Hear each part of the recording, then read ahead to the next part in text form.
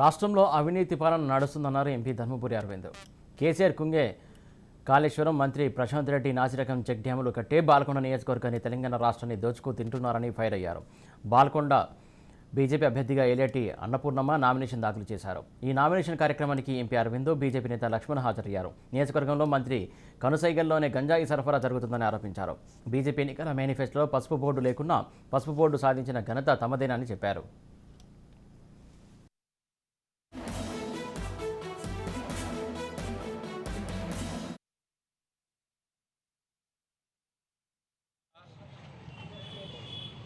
కేసీఆర్ ప్రభుత్వం వచ్చినాక 10 సంవత్సరాల నుంచి ఏ రకమైన అఘాయిత్యాలు చేస్తూ ఉన్నారు.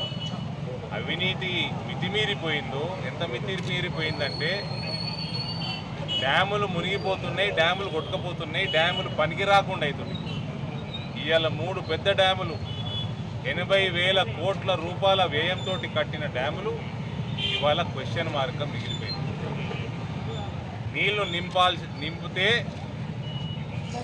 గ్రామాలు ప్రజలందరికీ కూడా ప్రాణాపాయం ఉన్నదన్న రిపోర్టు కేంద్రం ఇస్తా ఉంది. ఇవాళ అవినీతితోటి కాళేశ్వరానికి నేనే ఇంజనీరింగ్ చేసిన అన్న ముఖ్యమంత్రి ఇవాళ నోరిప్పి మాట్లాడలేని పరిస్థితి. 1,00,000 కోట్ల రూపాయలు తెలంగాణ ప్రజలని నీటిపాలు చేసిండు కల్వకుంట్ల చంద్రశేఖర్. ఇవాళ బాల్కొండ నియోజకవర్గానికి వస్తే గత 10 సంవత్సరాల నుంచి ప్రశాంత్ రెడ్డి ఏ రైతును ఆదుకున్నాడు అని అడుగుతున్నాం. పసుపు రైతును ఆదుకున్నావా? పసుపు పంట ధర పడిపోయినప్పుడు ఆదుకున్నావా?